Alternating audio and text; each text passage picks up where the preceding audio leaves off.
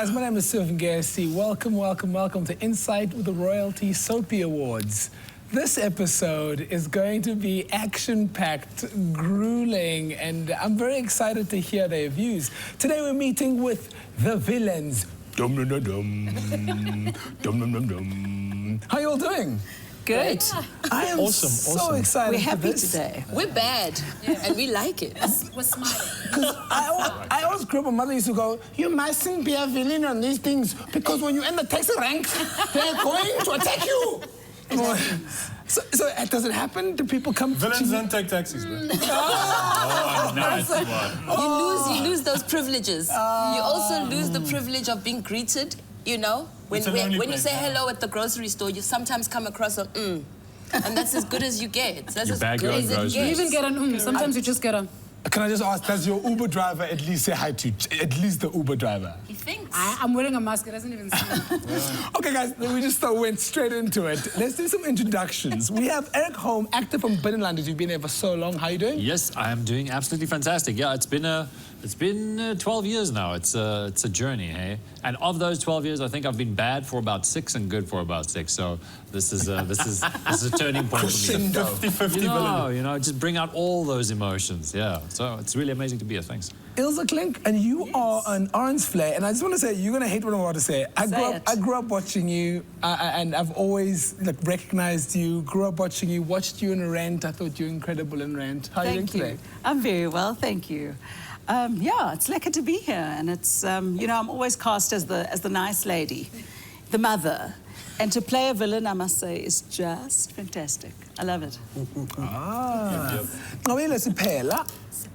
Sipamla, actress, and you are from Imbewu. Yes, I am. How's that going? How's it feeling?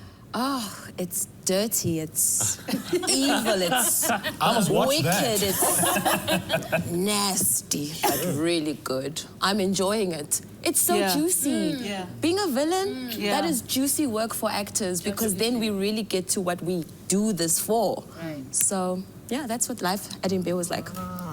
Dirk Stoltz. Yes, ma'am. You 7 de Laan. 7 de Laan, I've been there for the last 2 years. I was there 16 years before. Yeah, it's like the ladies say, it's good to be a villain, especially on something like 7 de Laan. You know, as a villain, you can say and do anything. And that's the nice part about being a villain. Ayanda Bandla. My good sir. Unjani? Phila khona kusenjani wena futhi? uBethu wethu. Yebo. How's that going? He said, Ayanda, hi. How are you? Like something between And I said, I'm good, Buti. How are you? That's the nutshell. to be on top of things. uBettina Wethu, yeah, I mean, I've been there for like 4 months, you know. new show in South Africa, South African adaptation to Ugly Betty. What a trip, what a trip. I think it was a fantastic journey, and I mean, I can echo the sentiments of everyone around the table. There is something so exhilarating about playing a villain, where you get to tap out of the prim and the proper, and you get to dig really deep to find that sauciness, that juiciness, that darkness, that richness. I didn't have to dig that deep for that. You didn't? Oh, wow. You were by nature, This is only Erik. 4 months talking. Fair Can enough, you imagine after a year? I just took it from yesterday. But I mean, it's been a trip. It's been a journey. It's been fun. It's been exciting. It's to break out of the box, the mold, and to do something extraordinary. To play a villain. Anything else? You know, I'll pause for now. Congratulations on all of your Royalty Soapy nominations for Best Female and Male Villains. Thank you. Like, how is when you get a nomination for being a baddie, does that not reflect, no reflection on self? No, it's the best thing ever. Yeah. It's the most amazing thing ever. It's like people are recognizing my bad. Yeah, I'm so bad. I love the bad. I'm so bad. I mean, it's really, yeah. It's You know really why? You know why people like the villains so much, especially when it comes to nominations, is everybody going at home going, those, you know, the things that those people do and say, that's sort of things I want to do. Those are things I want to say, but I can't because I'm restricted. We're getting paid to do this. Yes, absolutely. So they say the greatest advice is never to judge your character. Correct. Yeah. Absolutely. Always. No, because you're always right. Don't ever. So, is there any time your character does something and you're just like, you? Yeah. From the script. Of course, at home, when you're reading the script. We are humans after all, eh? You know what? I think as an actor, it's very important to stay true to the character. It's in your script. It's in your analysis of the character, and once you're on that set, you need to be that character. You're not yourself anymore. To create that villain, I think you would have had to explore parts of yourself that is villainous or can go to the dark side. And once you're there, you need to allow the character to live. You're not playing yourself. Do you know what I mean? So when people shout at you, you must go, hey. The writers sometimes do throw you a curveball with storylines that they present to you. And you go, as an actor, you go, whoa, I'm so much against this. Yeah. But then at least you have the luxury of time where you can actually start thinking about this. And I think the route that one should follow is I'm here to tell a story. Correct. Bottom line. But I mean, as you say that, because Nqobile and I were actually having a conversation on the side about this, that when you get the script and you're reading this thing, like you say, some of it goes deeper than yours. Some of it goes as far as, you sit down with the director at some point and you're like, honestly, do you want me to say this? They are going to burn me. Is this necessary? Because it's so raw, and because it's so deep, and because it's so real. You read the script, and if it touches you, you already know that it's going to ruffle feathers, it's going to scar people because of just how deep it is. But if it also moves you, it means you've got the right emotional inclination to play this. Inclination, because it speaks to you already from having read it. Now you just have to perform it, and you're sitting there and you're like, listen, they're going to skin me alive out there. It's fine. That's exactly what you have to do. You've got to stand in the space of the actor, discard the self and become the character, serve the story, all of the things that you guys have said. But I think that, when you do these amazing things, and also you've got to look at the broad story you're telling, So my character plays a woman that goes to church, Dorothy Geland. She's a church-loving, she serves the community, but at the same time, she sells drugs. She's on the underground. What a lady. She's underground. What a lady. Hey, I like that auntie. Giving. But also, there's a real intention of doing good. Yes. There's a real intention. So I think the character becomes, or the villain becomes alive when the intentions are real. The good things are real, and then you don't know. And that's also the beauty of an audience viewing a villain. They're like, is she good? Oh no. Is she bad? How far can she go? How far will the baddie go? You don't see yourself. You see yourself as an actor. You don't see yourself as a villain. You can't go out there and go, I'm a villain today, I'm going to do villainy things. No. Yes. Yeah. You're an actor playing a part that does bad things. But I totally agree with that. I'm loving this, and it just started. So I'm a rebel. I've always been a rebel. That's just my... Never. I've got that thing. I just met you 2 minutes ago. Rebel. I break the rules for fun. I like to do that. Yeah, I get but it. now I know which ones to break and which ones must be left nicely. You see? And what I love about playing a villain is that I don't get to decide how to fix this issue.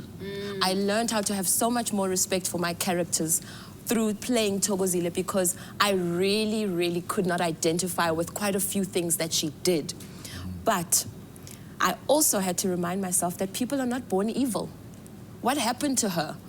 Every time those stories came and those terrible things she had to do, I had to ask myself, what could this woman have been through to say such a thing? Give her a backstory. What must have happened to her for her to... She must be so broken inside if she doesn't feel this and this person's death and that person's pain. She's numb, she's broken. I'm going to challenge you and say, so must you justify her evil or his evil?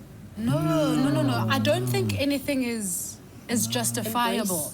But I think to a great extent, we have to draw some kind of understanding so that you know how to deal with the next person. Because in reality, the stories that we tell are actually real people out there. Like Ilse says, there's good intention in it. But deep down, there is a history, there is a scar, there is an emotion that is deep-seated, that has been bottled up in there and then manifests itself in all these different characters and behaviors that you'll see in each and every one villain that you'll see on TV.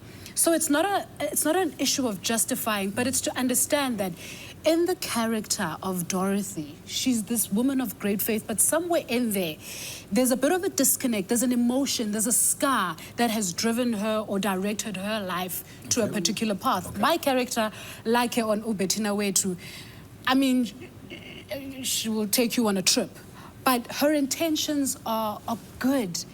But it manifests in such a twisted way because this deep-seated scar and emotion needs an outlet. And sometimes it's not always the best outlets. You guys should start a class or something. The villain masterclass. I want to please pick up, Dirk said, you said justify. Dirk disagreed, and I agree with you. Because I feel justifying it brings your ego. That's when now you must be careful as an actor because now you start to take points to be an whole to someone or a horrible person to someone in the name of the character. So some moments that's how critical it is for us to be focused in the character and be true to the brief. Because Nqobile can't decide that that character needs a little bit extra spice. If it's not written there and there's no reason for it, that justification is actually you not fulfilling your brief. Yeah, but I think must check yourself. the writing, that whole marriage between the writer, the director, and the actor, that thing is massive. Because if the character is written properly and the directions come across clear, you don't have to do any of that. The magic starts. You literally go, well, I mean, this makes sense. Even if it is terrible and you go, phew, it's a challenge, it makes sense. And if it makes sense, then now those three done. things together: writer, actor, director. Oh man, we're gonna get into that. But talking more about the villain, for me, every single villain has been played. You've seen examples on TV. It's like only 5. There's like they've been played. Have you seen the Nintendo ones? Yeah, those ones also. My question to you guys is that you get the script that you know you're going to be a villain. What's the first thing you do to make sure that you're not like every other villain that we've seen?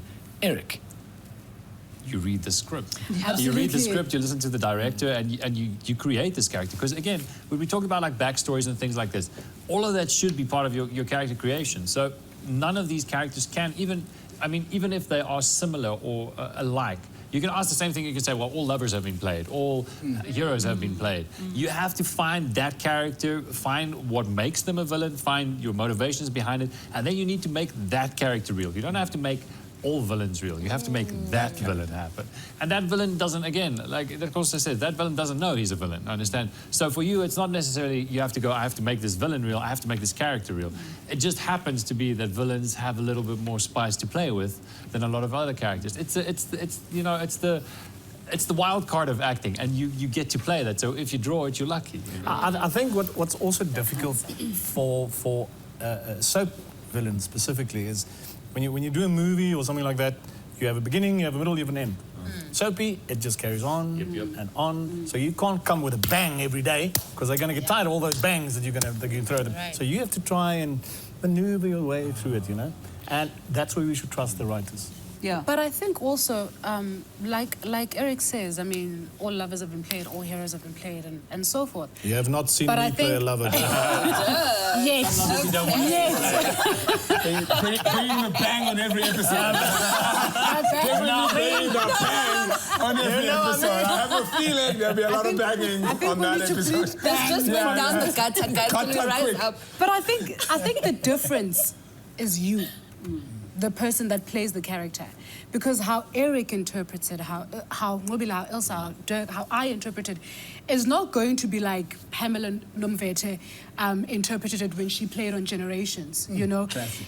Exactly, Burgess. right? Michelle You can Burgess. draw, Michelle Burgess, you can draw some kind of inspiration in the energy that they give, but you can never interpret someone's craft directly.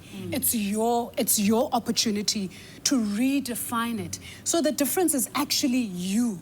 Because even your own personal life experiences will inform and drive how you play this character. Correct. I feel like villains are more passionate about their art than any other actors I've ever come across.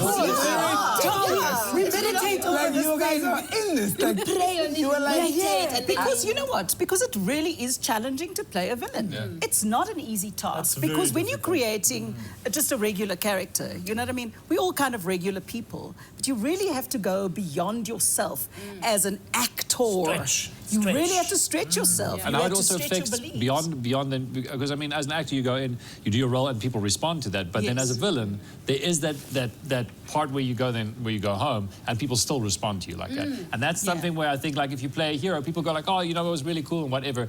But as a villain, you actually have animosity coming towards you, stuff outside your character. Because so I think it steps a little bit over that line where you have to keep yourself back to make sure that you know that the villain stays the character, but people assume that you're in there a little bit. I mean, you got to be a little bit evil, right? Yeah. You got to be a little bit like it. You've got to find the dark place within yourself. We all have that in us. And we all have, exactly. You've got to find that dark place. And that's why it's a stretch, because we don't want to recognize necessarily our own darkness. Thank you. But you have to go into that, and you go, okay. It's the side that you don't show people. I'll say it in layman's terms. You want to be pretty. You're just trying to be pretty. How is pretty gonna make memories? How is pretty gonna make magic? What's pretty ever gonna? It's not gonna move me. It looks pretty. Pretty is pretty. Pretty is pretty. And then after that, what happens? pretty. You understand what I'm saying? Whereas villains, we go beyond. Sometimes the villain is pretty and then she must evolve into the ugliest monster. And then that ugly monster needs to be redeemed for a certain amount of time because the audience needs to catch a break. And be confused and be like, is there a person in there or is that just a cold, hard, you know? So there's got to be levels. There's got to be levels. So and that's why you got to know your dark and light. Correct. And embrace The them as confusing well. thing here for me is that I'm not speaking for Erik and I'm not speaking for myself. I never knew that villains are pretty. Why are you not speaking for me? Changing the game. Changing the game. Changing the game. Yes, they do. They don't play. And they smile. And they start talking to the They give birth too. But that's the contrast. That's the contrast of it. And I think this is the beauty that comes in with writers as well. Is that a villain can never be fully a villain without the lights and the darks, the shades in between. There's always that moment where you get so heartful of watching this villain and then something happens. Oh, beep. Thanks for that. And then something happens and you just pause for a moment and you're like she says, wait, there's a person in there. The fact that villains have a scope of performance to go through and perform. Because with a villain, you won't just see her or him straight up nasty on a daily basis. There's emotion, they cry, they break down, they get frustrated, they get angry, they get emotional, they get desperate, then they go back to being, you know what? Screw you. And what's nice is that the audience almost wants to forgive them. Yes. They go, and then you confuse them. And then you because they're like bad, and then something happens. Yes, it's a love-hate relationship. But they want to forgive you for what you've done. And you go to that place, and it's a place where they go, okay, maybe she's not so bad. Maybe he's not so bad. Yes. Yes, they are. They're like politicians. You want to be like, but that was our money. Maybe you needed it more than I did. Flip that. Or maybe, okay, just take it. Hey, food for COVID, just take it. Okay. So what are you saying? Is a politician villain or is a politician? I don't know what I just said. Will they use that? Because we can use that. That one's going to be cut. Beep, beep, beep, beep. This is going to be beep, that whole section, beep. Guys, first of all, it's amazing that I've never had this conversation with people who played villains, because for me, you just see performers, but have you guys always known you wanted to be performers? Because I can feel the passion, yeah. I've had many of these talks. Especially from this one, eh? Yeah, there's passion there. There is passion. I'm coming to you. Did you always know you wanted to be a performer? No. Honestly, I'm going to give you the honest story what happened here. I'm going to lay this out. Juice going to church selling shops. Okay, I'm going to lay this out there. None of you can go like, nothing. Okay, right. So, already I'm sick already. I was in what was then standard 8, grade 10, yeah? I was stoned the whole time, like just so stoned, right?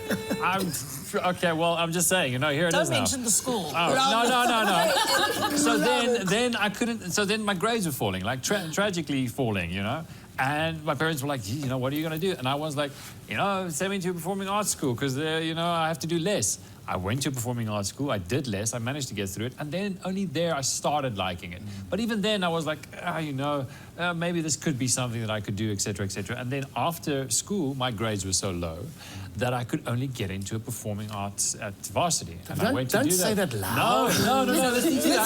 My grades were very good. Anyway, Sorry, you've got to have a university entrance to get into university. No. But just. I had to take 3 other subjects just to make it. Maybe his bad is like 80%. I think the thing is, people assume immediately that if you were born with a passion for it, you push through, you make it, then, you know, that's a great success story. But there are people that I know that were, you know, builders that went to an audition and that they managed to do it, and then suddenly so the point is, what I'm trying to say is I discovered it. I discovered it later, and then I realized, man, this is in my blood and I love this, right? But it wasn't always my thing. I got in by chance and by luck, and then I stayed with perseverance. Yeah. But it wasn't like I was like, hey man, I want to do this since I was 4 years old. I want to be. So for me, that's how it happened. Beep, and I came through like that. So you stuck with it because there's nothing else you can do. That was it. And then one day I was like, oh my word, I actually love what I do. Yeah. So that's a nice place to be, eh? That is fascinating. That is the it's a dark story. That's everybody around it. That is the most honest. Now you must ask everybody. That's quite nice. No, that's the most honest, because usually it's, I've always been a performer. Yeah. No. It's in my blood. Guys, don't be rude. That was me. I'm not judging anyone because I'm that guy. I'm judging me. I'm judging me. Don't judge yourself. That one is definitely the most authentic I've ever heard. Well, do you know that it's real or not? I'm going to ask all of you. I wasn't going to ask all of you, but I'm now going to ask all of you because I want to hear the story. Only if it's juicy. Tell me about. let Dirk. Tell me about how you got involved into acting. How you got in. Are you looking at me or? We're looking at you. We're all looking at you. I have a very similar, different story to his. Similar, different. Is there such a thing? Yeah. Like, same difference. It's not our language. It's none of our language here. Anyway, it's none of our language. I was in grade 10. That's standard 8. Yep. Yeah. I had a bursary to go to UCT to study architecture. My grades were up there, man. Jojo, is that the truth? That's a thing. Not the grades, but no.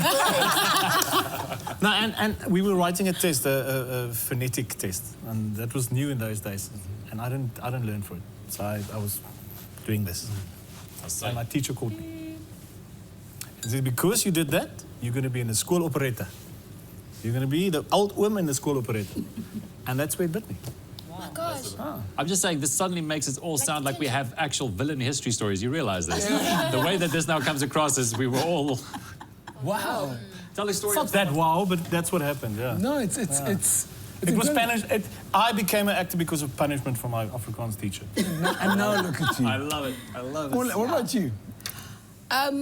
Well, boyfriend, eh?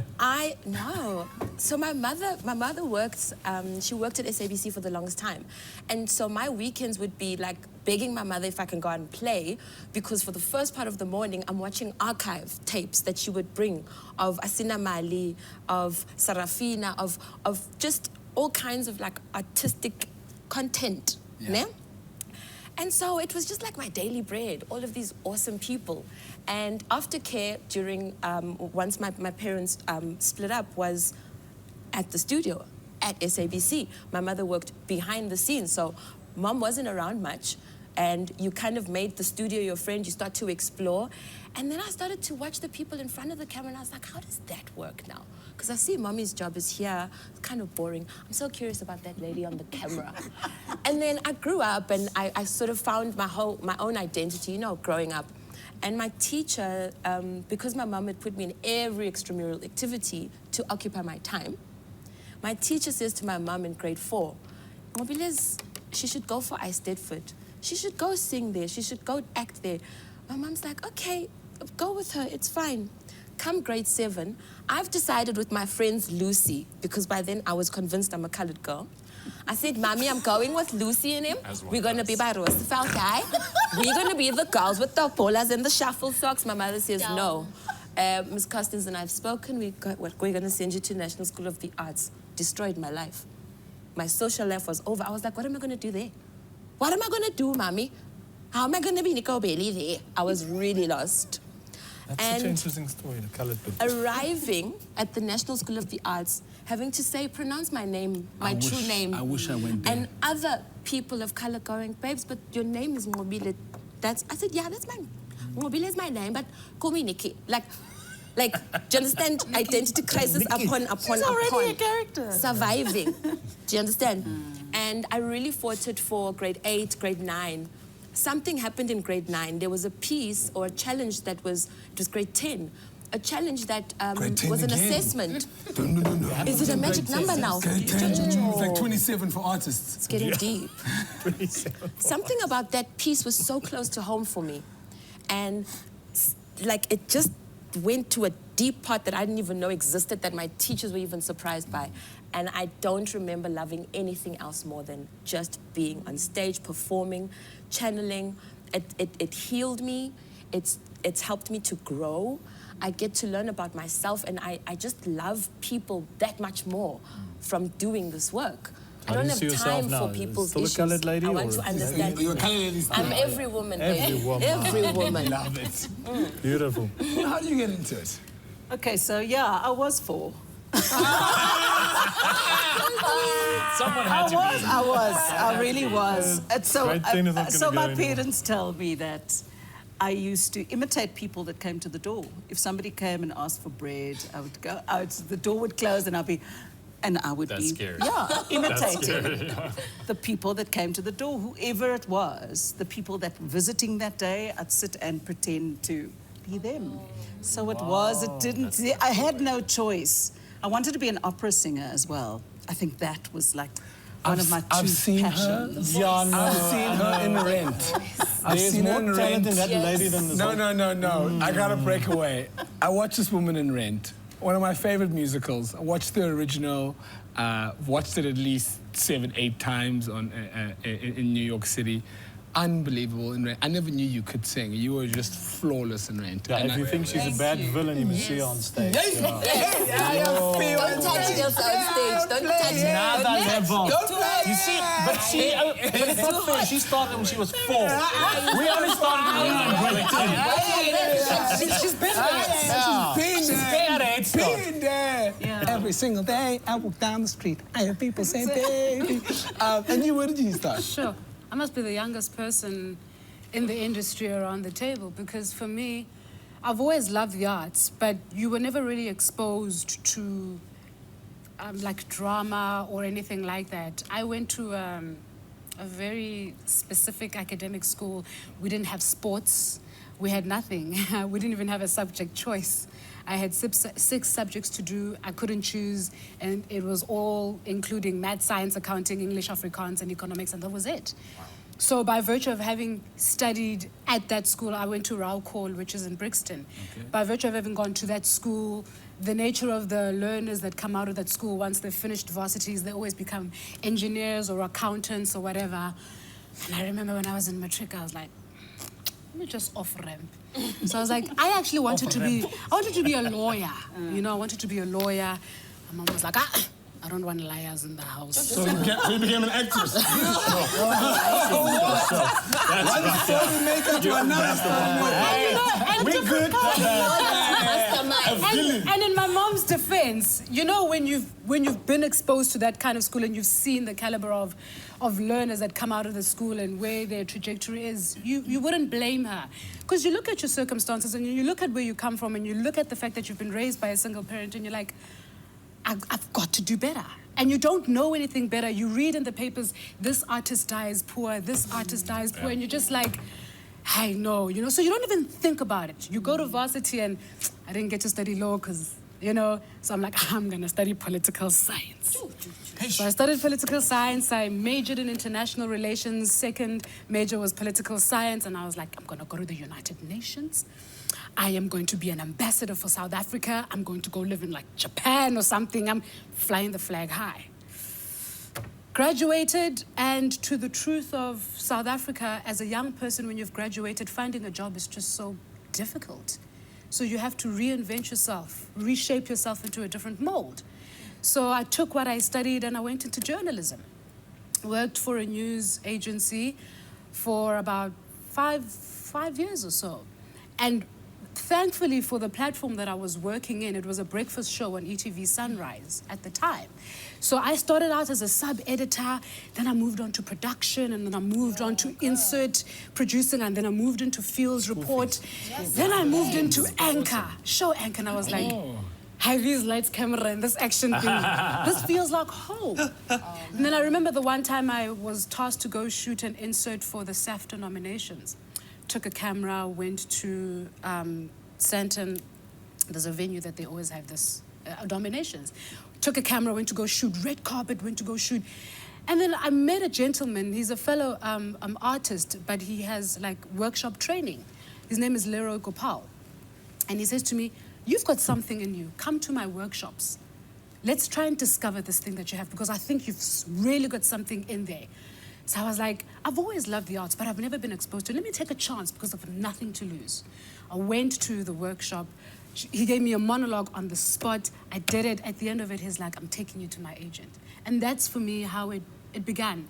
So, and when you are on set, I must say for me, that is the one place that has felt more like home than any other place or any other working environment.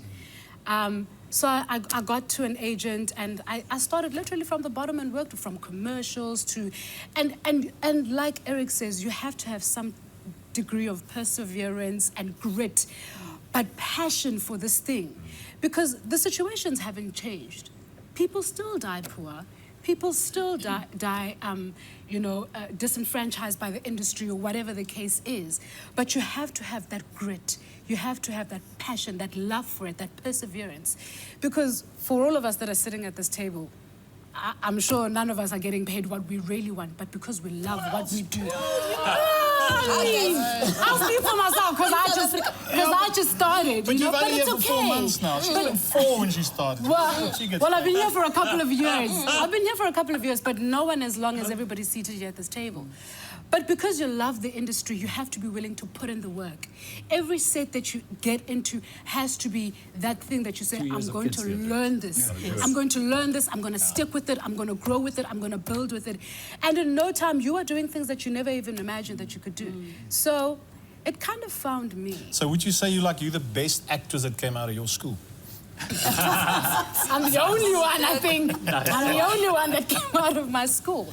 But yeah. So guys, I love the passion, but if you could give anyone advice who's trying to get into this industry... Don't do it. See? I disagree. No, I'm joking. A lot of people say that. A lot of people don't want their kids to go into the industry. No, you know what I mean? It's the best. Look, I mean, as a parent of 2 kids, you can flip-flop. You can't, whatever passion a child has, a young person has, you've got to help them. You've got to, I mean, I have a passion for helping young people. And you've got to see fire, and they've got to want it. You know what I mean? There was a young actor that came to me. He used to work in a factory, in fact. And I was staying in Pretoria at the time. I wasn't living there, but my mom stays in Pretoria. And this guy came to her house every time, and he said, please, may I speak to Ilse? And my mom was like, she's very busy and she's hardly ever here, maybe on a weekend, just come around. And he worked at a factory. And I sat him down and I said, this is a very hard industry. You've got to have perseverance. You've got to, you know what I mean? Because you can sit without work for months. We all know that. We've all done that, for years even. But you've got to have that perseverance. He came to me and he said, I really want to do this. And I said, fine. I gave him a monologue. I gave him a Shakespeare monologue, can't remember and I gave him a poem. And I said, if you can learn this by the end of the week. He came back to me the next day. He was word perfect. He was word perfect. I said, you obviously want this, so I cannot not help you. Do you know what I mean? Yeah. And he ended up going to Pretoria Tech to study drama. And he's in the industry now. Beautiful story. So, yeah, but I mean, I feel that we've got to help people who have, along the way, they will decide whether it works for them or not. Because I think there are many actors that have at some point decided, I don't want to do this, I can't do this anymore. Because it takes so much of who you are. Yeah. It takes of your person to be an actor. And if you're willing to allow that part of yourself to be totally invested and totally taken on a journey as a person as well as a character, and sometimes it does happen, you've got to, The only reason why I said no was not to, maybe it's trying to be funny, but I just find sometimes Sometimes. And the best analogy is American's Got Talent, all those shows that you get, where these people come on with parents pushing their kids, saying, you can do this, you want to do this, and the kid goes, I don't know if I want to do this. Yes, I want to do this. And then they're not really ready for it. When you take an example like that, where somebody's got passion, and he goes back, and he goes home, and he goes and learns, and he works, and he creates that passion, that determination, it's just sometimes the market gets flooded with people that shouldn't be there. That's the only reason I'm saying this. People that think they want to do it, but they don't know what it entails. Because this is being freelance is hard. Can I just say something on that? So, but that, I mean, the scenario you're explaining now is actually a parent forcing a child to do that. I mean, I've walked out of a radio studio where we were doing just an ad, a radio ad. And there was a radio spot. Thank you. I don't even know what I'm talking about in my own industry. We get you.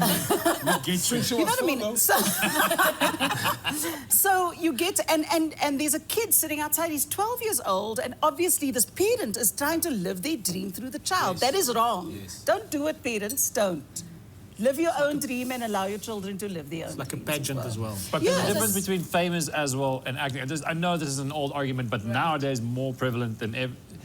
You can have 7 million TikTok followers. That's cool, right? That's amazing. And for the first time, I think probably in the past 10 to 20, 15 years, it's become possible for anyone, literally with a phone, to become famous. Correct. You know? So that thing between being a freelance actor and being a famous TikTok star, big difference. And I'm not saying necessarily, and I mean, a lot of people are going to give me grief for this.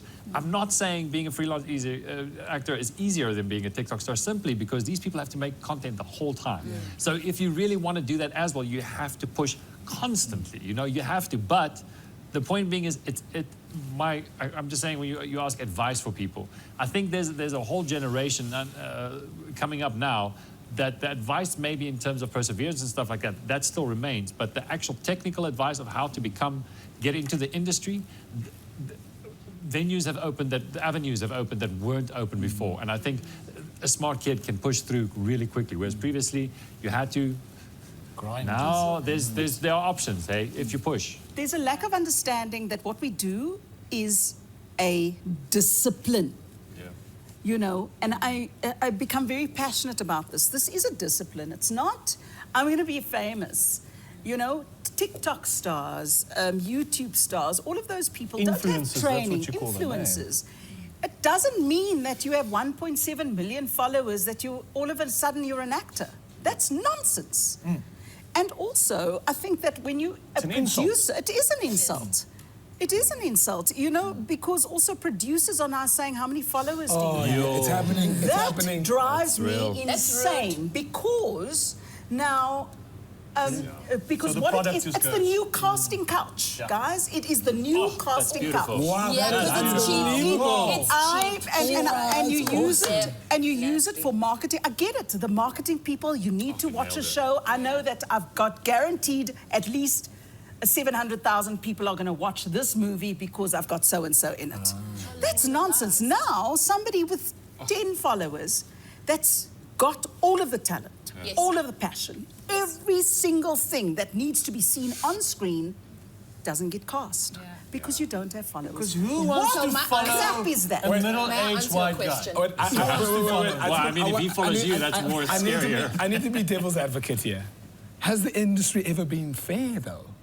Of course it's been fair. You work hard, you get all the parts. No, you know what I mean? It's never been fair, guys. No, I agree with what you're saying. I totally agree with you. I agree with you. I have to, you know, please, can I challenge? I want to echo and agree with Ilse's answer about whether you would advise your kids or any young people. I would want to guide them. I would want to be there for them and support them and tell them that you have to go to school. You have to go and study it. You have to acquire as many skills as possible, not just acting. We were taught to be triple threats. If you're not singing, you're dancing or you're acting. If you're not doing that and you can't get work, learn to write or learn to teach or do some costume or do some makeup. But if that's your industry, get to know it completely and holistically. And that's why I will share knowledge. I will say, hi, I've got time, just like Ilse, we've got time to develop and groom true talent. Quality, not quantity. Quality because I'm is the tired answer. of quantity. It's the only thing that's We're gonna all save on our the industry. same page Correct. here. But also and the that's other- why the industry keeps being unfair, because it's too much of quantity, not enough quality. We don't want to tell the truth. And then we complain that we're not competing with the global village. Who made those decisions? Yes. Who decided? So here's the other thing also, that as an actor who's been in the industry for many, many years. Since 4. Since 4. I haven't, guys. So for me, what becomes difficult as an actor is that when I'm working with somebody who's a star, you know, who's whatever kind of star, who's just come into it, there needs to be an understanding that you need to go back and actually learn. You need to go and train yourself. Go and do something. Go read a book about acting. Please, man. Go watch a video on YouTube with, go watch a roundtable talk, you know, of real actors, you know, speaking about the industry. But Go listen, and educate yourself. And then you come back and you go, okay, I've learned this, this, and this. Let me implement this. I want to see you grow. Now I'm standing across somebody who's got no understanding of anything. They've fallen into it. They're just happy to be there. They arrive 3 hours late. I know I'm just venting now. Preach, mama. No, But they Preach. arrive 3 hours late. They do not apologize. So this is part of understanding that Etiquette, this is discipline. a discipline.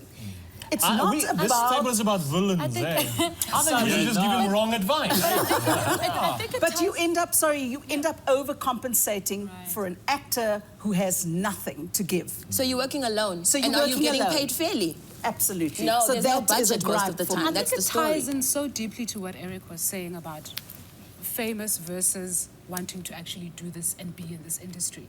Because those are two very different things. If you want to be famous, you will not take heed to the discipline that this industry requires. But if you really want to be in this industry, because when you wake up every day, I mean, I'm reminded of the line that Antonio Banderas says in the film, I think it's Take the Lead.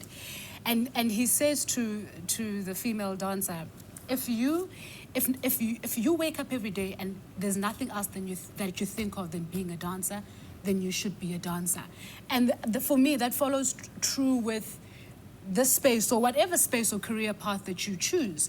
If you wake up every day and all that you do, think, feel, eat is what you want to do is this thing, and if it's the art, then you are meant to be in the art. But you have to have that discipline. In this industry, there are more no's than there are yeses. And every no is as devastating as the last. But if after Gets all those worse with no's, age, eh? and after all those no's, if you still wake up and you said, yesterday was a no, tomorrow is probably going to be a no, I'm going out to this casting, today will probably be a no, but I'm going anyway, then you are meant to be there. And when you are there, you will respect the industry for everything that it is, because it requires all of that. It requires your discipline, and it requires your respect for the craft.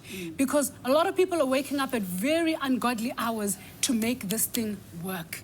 You Just to have get to that respect 7 the o'clock. craft. So for me, that is my advice. But to go further than that, there's more to what we do than just us that you see in front of the camera. There are so many amazing things that are done behind the camera. Directing, writing, camera operator, grips, lighting, everything that you see on a screen. We just carry the finished product. We are the end product of every single person. The magic is not us. Yeah, are we are actually not the magic. We just deliver as best as we can what someone did not sleep through the night trying to achieve. From that writer, from that director that is setting up that shot, from that art director, from that set designer, from that sound mixer. We would look nothing like what we look like today if it's not for the makeup artist that's going to make sure that your foundation color is right, the seamstress and the wardrobe mistress that makes sure that your outfit fits you and it fits you well.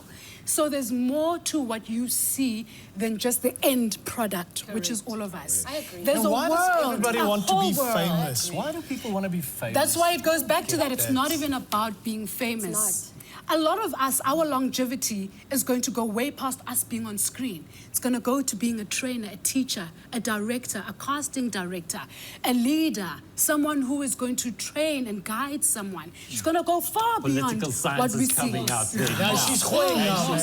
Ambassador. You should be the ambassador of It's a acting. very big and important point that's been made.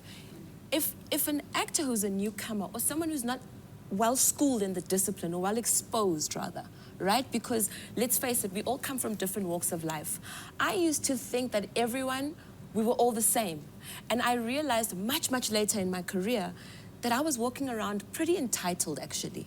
My parents fought to give me the education they gave me, to give me a fair shot in this industry, which I still had to fight to build my career within. Right? So you cannot walk onto set thinking just because you booked the job. I think you say walk too much, I'm just saying. I don't want to say microaggression, but you know. Okay, right. We can cut that. We can cut it. It's fine. I'm just saying. Should I? I don't know what to do. Tip of he's Inside series. He's deep. Like who's that? It's on my shoulder, man. Stop with that. Same move. But the move through the industry. But when you arrive there, Pick up. What the ones who are not disciplined or supposed well exposed to the discipline of the industry is that they take it for granted when they're late. And the rest of us, we walk onto the set, we know our lines, we know our moves, we listen to each and every single point of direction and note because we are honoring the crew members. Correct. Who are doing a 6 to 6 on their feet with 2 breaks, a 45-hour lunch and perhaps 2 tea breaks if they're gonna make the day and shoot everything they need to because time is money. Now, when you're a person who loves what they do and you come across such energy, first thing that you're going to do, because you love what you do, you're going to reach out and embrace them. Say, baby boy, baby girl, come to this side of life. Let's prepare together. Let's try and understand which page or in which way or rhythm we're going to flow in. Because if you're working with me, this is how I roll. And you can only do so much. But if you keep getting put in the same situation and you're always doing this and you're always doing that, but there's not much reciprocated in terms of your efforts that you're giving, it starts to kill our spirit. And then you start to hear the rest of us sounding like very bitter, judgmental actors, judging the youth, judging the newcomers. We're not judging them. We're trying to find a middle ground, and we're just struggling for that conversation, which is necessary. And I find that what makes the industry unfair sometimes is that we don't get much help around that. We now end up being, you know, we fight each other, but sometimes the decision making, like the business, really needs to be there for us actually. Like it's about time. There's so much talent. There's so much we should be doing. There's so much work to do. There's so much talent to discover. And there's the whole global village to compete with. Not each other. Not here. At Jardine. There. The world. Wow. I'm loving this passion. Me too. You guys really live and breathe your industry. And for me, when I've always watched people who are on soapies or long-term performance things or such, I've always wondered, don't you find yourself getting complacent? Like, my biggest fear would be that, about complacency. Complacency about yourself or the situation where you're in? Because every single day when you jump into, when you arrive on set, it must be difficult to put the same kind of passion in every single day. If you're shooting, how many years have you been on set? This is your second year? Well, altogether, yeah. It's been years. Yes. No, you know what, to answer your question is, some people call it complacency, I call it luxury, because everything, the whole machine is there for me. All I have to do is pitch, know my lines, and give my best performance. All the other stuff I've taken care of. I don't need to get complacent about anything. Yeah, that's how I see it. And also, thank you very much. I think that as an actor on a soap, you've got to pace yourself. Yeah. You've got to pace yourself. So if you know that a storyline's coming up, can she say pace? Pace is fine. Because it's similar to movements like walking. Now you can walk yourself. I've got a whole form that I'll send out to you later. I've got a pace, you can say pace. So you've absolutely got to pace yourself as a performer. If your storyline's big, you know what I mean? You're going to end up shooting 10, 11 How many scenes do you shoot a day? Just, 40, up until It's about 14, 14. yeah. Up to 14 24. scenes. No, come on. I That believe is that. abuse. No. That is abuse. I believe How many That is pages? abuse. Listen, no, but it was COVID. We locked it. We had to catch up. Okay. I understand. No, it's I not a norm. understand. It's not That's the norm. not. The other day, the We did norm was 24. shooting 25 scenes a day. We got through 12, which is we realistic. wrapped it 2. Such a show off. Anyway, so what I'm saying is She's that been doing it since you know, 4, just quit. Erik, no. So you've got to actually, if you know your storyline's coming up, you're going to end up shooting 11, 12, 14 scenes a day. And it could be, if you have great producers who actually think about the quality of the work on a soap, then you're not going to bombard your actors with 14 scenes 4 days in a no. Come on. So 14 scenes because you just don't have it in you. It's inhumane. Please repeat it one often more time. happens- It's inhumane. And I get it that they need to get the storyline out, but just consider that we're not robots, we are people. So if you want the quality of your story to be amazing, you've got to treat us like humans. So you can't bombard us with 4 days of 14 scenes a day. That's ridiculous. But you've got to pace your actors so that you really can have a good quality product. So pace yourself, because when your storyline comes, you're going to be in your chops. And then you know what I mean? So also with the week, start Monday, end Friday, or Saturday, I don't know how you guys are working now. So you just start off, pace yourself, and also just know your words well in advance. And it's also nice when you go home and you can moan. You know, you can go, it's 14 scenes today. As opposed to you freelancing and one scene, but I was there from 6 until 5. And That is worse. It's a different... Yeah, That is where that's very hard. Yes. But also, I mean, the villains that you guys play, I mean, at Binnerlanders, they still have a system of... villains? All of them. All Yeah, the villains you you're play. the villain. Yeah. So, I mean, you still have that because there's a very specific formula in which you guys work daily. Yeah. That can be It's quite very taxing. similar to what you just explained. You have to pace yourself because Yeah. the problem with the problem I see it as an opportunity is the thing with playing villains on a soapie, I suppose, with every soapie is you are there all the time. It's not like random characters that have a storyline now and then you're part of the B storyline for the next 5 blocks. The villain is always on the front. So you work a little bit harder than the normal actor on set. I think. I don't know about you guys. But at Laan, the villains are there all the time, and they're always part of the A storyline or the B storyline, or very close to the A storyline. So you do work harder. So you need to pace yourself. But that's where preparation comes in. And over the years, you teach yourself how you prepare week in advance. You know? I can't do If it you're going the to night get comfortable, before. you're going to get rumbled. You're I going can't to do get it the night crushed, man. before. There's just no way. You can't. I suppose, sorry, the last thing just being is that obviously, I think if you do it for a certain amount of time, a part of you goes like, this is comfortable, yeah? And you go like, okay, cool. I think I have my stuff together. I know how to, what the character does, etc., etc. But again, then if good writing, good directing, and good acting comes together, you have to try and push through with those. And then suddenly they throw you with something and you go, whoa, okay. All right, yeah, I'm awake again. But it's never always comfortable. You can't get that, yeah. and because a new character comes in, someone you don't know as one, they play a great, so you always have that try and change top up. you. Yeah. For some reason. Yeah. They always want to be better than you. I wanted to actually say that it can get very comfortable. It can get too comfortable. And not just with you, but with the whole set life. Because you're doing this long form, because you've already established your character, because it's been ongoing, it can get very comfortable and sometimes too comfortable. You're on a long form, you don't have to worry about a salary or because you're not freelancing. You've got that contract, you've got it for the next year or two. You can just be like, I've got this, let me just roll. And then it slowly starts to creep in, You don't read well in advance. You don't go and sit with your director and be like, hey, would it be okay if I did this? It's just that, I've got this. I can just walk and do it. I've signed the contract. You guys can't fire me. I mean, I'm going to be here for 2 years. Yes, they can. So, which they can, by the way. Which they can. But it's that idea of complacency, too comfortable, where you're just like, I mean, I've got this. But not just with the performer. I mean, when you're on a production and people are expecting you to turn around 18 pages, 20 pages, it's not even about your performance anymore. It's just about set the light, let's roll the camera, take one, let's go, moving on. And you're just like, wait, what happened to the performance element? Why? Because we're just turning around. We're just turning around now.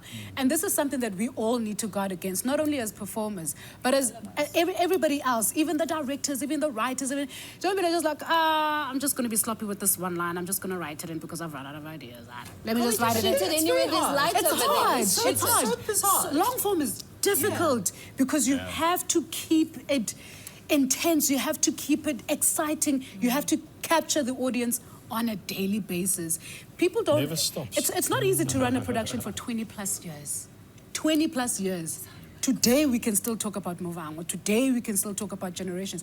But the truth is, it's not easy to run productions for that long and to keep yourself in it for that long. You always have to think on your feet. You know that Binnerlanders been on for 21 years, eh?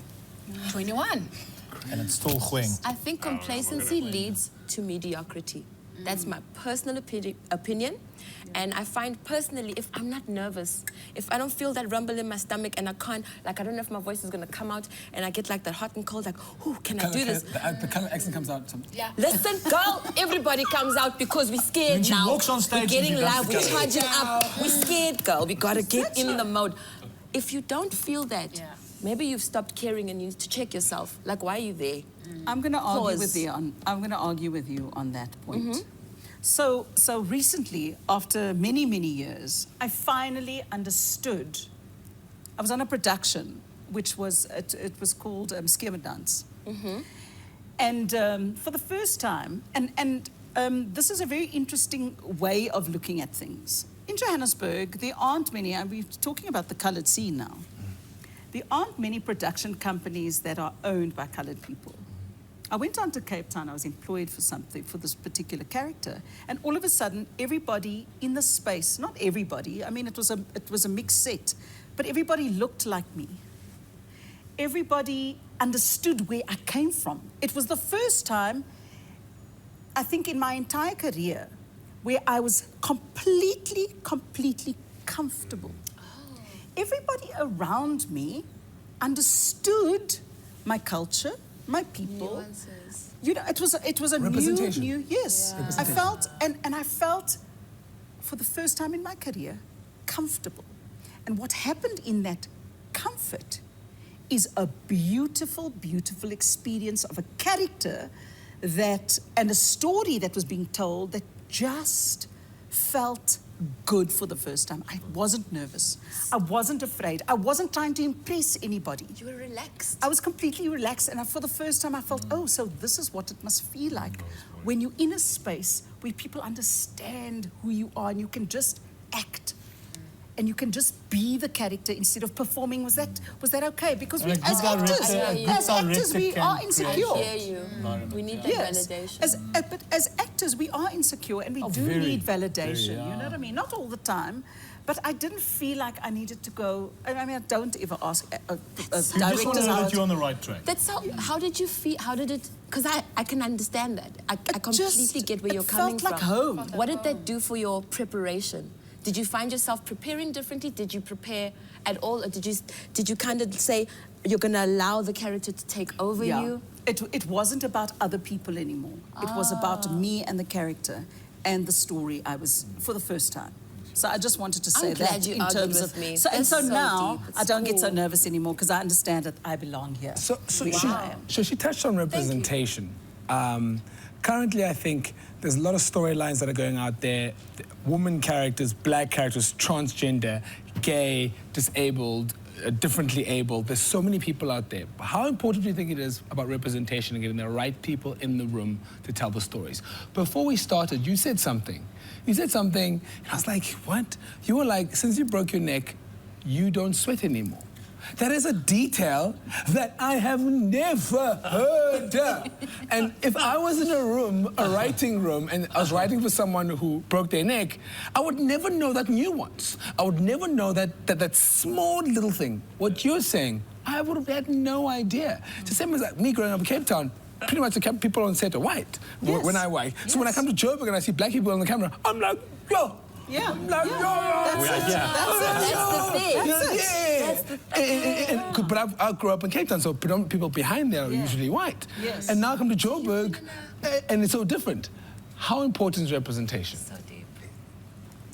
Isn't that what we do? Isn't representation everything we do? Aren't you representing? That is what acting is. We represent. And I mean, like, to suddenly have access again, where the entire spectrum is. I always say, like, like if you have a disabled CEO, right? That's really cool. But having a disabled janitor is slightly cooler in a weird way because it's a normal job. There can only be one CEO, I understand, but there can be like 70 janitors. So if you have the representation across the board in all the aspects, I think it means so much to people. I have so many people that call and say, you know, or write to me and say, you're inspirational to me. I don't feel inspirational. I honestly don't. I don't think anyone here necessarily ever feels inspirational or feels like they are representing. But there are moments where you go like, this is, as far as I know, I'm the only quadriplegic actor in South Africa, as far as I know. I could be wrong, but there are many that I now know are on their way to doing it, that are studying, that are on their way. And that is pretty cool, man. It's amazing to go, hey, man, I was part of that movement. You know, that's special. So in terms of representation being important, I think it's everything. But how we represent, instead of just going, you know, I'm the top dog, going, I'm in the mix, is just as important, I think. Yeah. And women in the industry, how can we get more women in the industry, more characters that are women, getting women paid better in higher positions? You know, how can we do and work harder on that? I always just say, listen, if you're going to employ me, am I getting the same? You know what I mean? Think about me as an actor who's been it for years, not because he's a man. I always say that. Just make sure that I'm getting paid the same as what the men are getting paid. Yeah. And it really is a big deal because I am a single mom. I run my household by myself. Now, somebody who's got 5 years experience is getting paid the same as me. No family, no... You know what I mean? I was just like, come, let's just be human in this industry as well. I understand that you've got a budget. But you understand the product that you're buying. Do you understand the product that's been you know, crafted, this package? Do you understand what you're buying? So pay for what you're buying and don't make it about a male and female, you know what I mean? And it's beautiful. There's a whole evolution of stories being told in South Africa at the moment, and the women are at the forefront of it. And I think there's, you know, there's a lot of stories about women, and it's important. It's so important. But we must not forget that we are a human race. There are men and women. We must not leave each other behind now also. Do you know what I mean? It's all about women, women's rights, women this. And what about the men? They're part of the society. We just need balance. We don't need... Are we ready for that conversation that you're having? I'm going to step on toes. I'm stepping on toes. Is the world currently ready for the conversation that she's saying? Because a lot of us are feeling it, but a lot of us aren't having the conversation that we're fighting for equality. We're not fighting for anyone being treated any better than someone else. So Ilse's right. Yeah, I agree. Your experience should speak for itself. That's the negotiation point. What you bring to the table, not the gender, not your age, what you bring to the table and your experience. We would hope that's the reason, that's the criteria, right? But then at the same time, I know for sure the way I've navigated through my career, I worked twice, if not 3 times harder than most guys my age and forced myself into a very courageous space, going beyond sometimes the call of duty, because I want to make it clear. When it's time for negotiation, don't question. Don't question, just please. Please, because I will apply myself fully. Because I don't want it to be about man versus woman. We have so many stories to tell. The journey I've had in playing Nqobile has shown me how many men need to be heard. Like the toxic relationship Nqobile had with her son opened up a whole new market I never even thought had time for me. men, young and old, who needed to talk about toxic women in their lives. These are the people that approach us with conversation because we are putting ourselves in these brave spaces as female villains to be looked at not as the good Miss Honey, mom, you know, but just the woman you can argue with, you can debate and question her and interrogate her choices, because that, when you do that, you're treating her like a human being. You're not putting her on a pedestal. I just want to throw, sorry about that, I want to throw a stone in the bush here. You never. Yeah. Don't you think sometimes, because this industry, there's some dark side, there's some dark sides to it. And I personally think sometimes we use a gender group as an excuse to make the budget. You know, we can pay half of the actors, happens to be men, we can pay them a lot of money, and we can pay other half we can pay less because they are women. It is a thing. It's a thing. I don't think it's necessarily It's like woman, They male. expect you to be someone's wife and someone's what taking care of. But yeah, that's Ilse the said. thing. Ilse said. That's the thing. We don't understand that so many women are single mothers in this That's the country. thing. Yeah, no, Come I on. totally agree with Yes, that. no, I mean, that's what you're saying. Yeah. But the thing is, you know... But we're using it as an So excuse they're these days. running, days. yes, they're running both, they're running everything. If you don't come with your children to work, they're not going to pay you more. Like, you got to prove you're a breadwinner. Yes. Really? Come on, guys. on, guys. Just because I'm not getting taken care of by a man. You should get paid more. That's what I think. And here we You know what? That's Exactly. I mean, Pay for my experience. Pay me to be the villain. Because I'm going to be the best villain that I can possibly be. Yeah. And I'm not going to bring, and this is a beautiful thing that she said, I'm not going to bring 50% of myself to work. I'm going to bring 100% every single time. We have some awesome actresses I in think- this I think country Nqobile- compared to Male. male. Yeah. Oh, No, really, without a when shadow of a doubt. you work on a soapie, 9 times out of 10, the women are far better than the men. And I know I'm putting it out there, but if you look at it, yes, you can see the passion in women compared to the men. I think Nqobile put it quite well when she said did. experience also.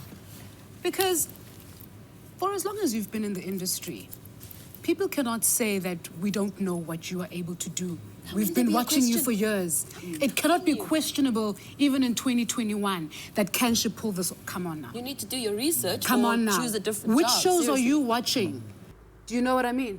And that speaks to everybody else that has been in this industry for as long as they've been in this industry. I mean, we really do stand on the shoulders of giants, of those that have come before us and have shown production after production why this person gets this role. But for me, it's not even just about male or female. Dare I even say that we still have a color issue here. We still have a color issue very that bad. no one really wants to talk about, you know?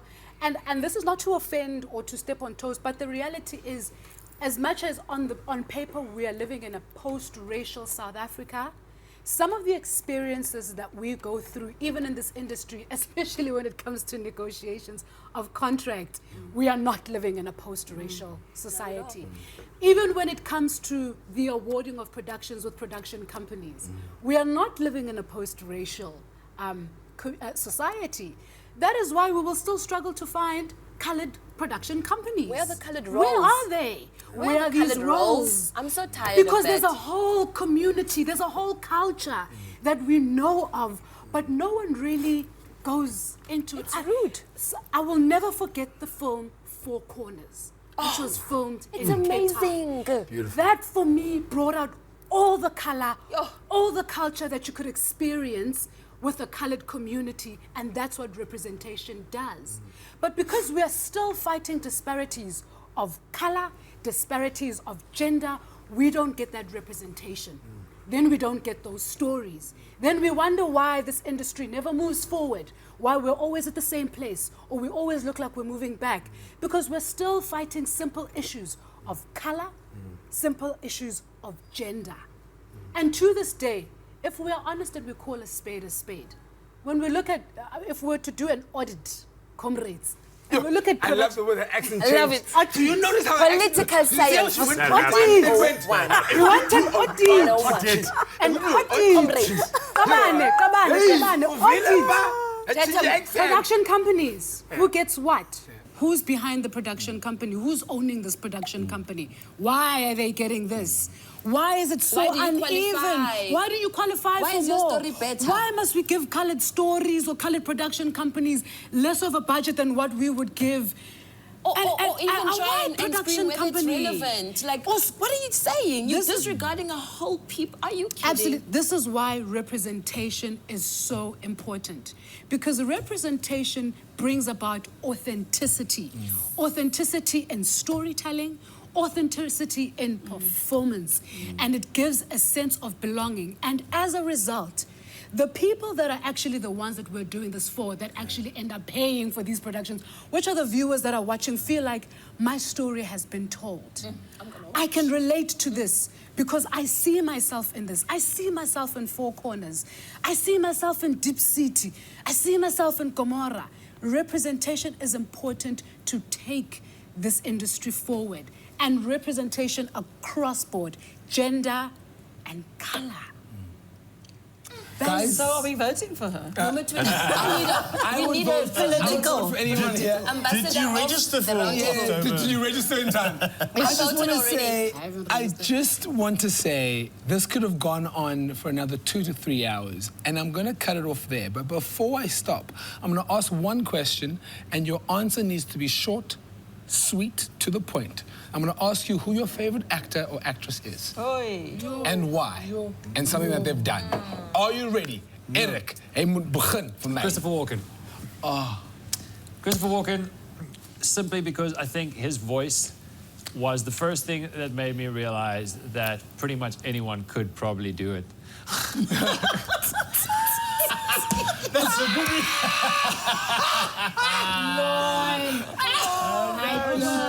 No, seriously. I watched him, and for some reason, I resonated with him, and I was like, I want to follow that dude. Mention a movie by him so people can link it. Oddly enough, and I know you're Oh, going to hate me on I'm this. gonna guess what you're gonna say, but carry on. Click. No, I'm busy. Click. Yeah. Click. I'm sorry. Go watch Click. It's a terrible, terrible movie with Adam Sandler about like he can fast forward and reverse time. It is horrendous. Please go watch it. And you? Viola Davids. So she is just, when I saw her I saw her in How to Get Away with Murder, and she was wonderful. But when I saw her in Fences, which is the Adapted play. I just, because she goes to that space that every actor wants to go to. She goes to deep emotion and she cries with snot. So, hey? She cries makes with you snot. so No, she really, she ugly cries. She goes to all of those dimensions of different characters, and also what she used to do and what is something I admire. She's a true professional, and she was really unrecognized in the early days. I mean, she writes a book full of backstory for her characters. She doesn't do it as much anymore, but you know what? I've just a woman of passion, a woman that is just a remarkably underrated actress. I mean, she's rated now, but she was unrecognized and one of our greatest. Definitely. I only get to say one. Hey. Viola's there for me. And you see, Viola's recent. I started off on Angela Bassett. The transformations, the way this woman... You should pick a man now. Yeah. Angela Bassett ages like Mombot. Robert Downey Jr. is sick.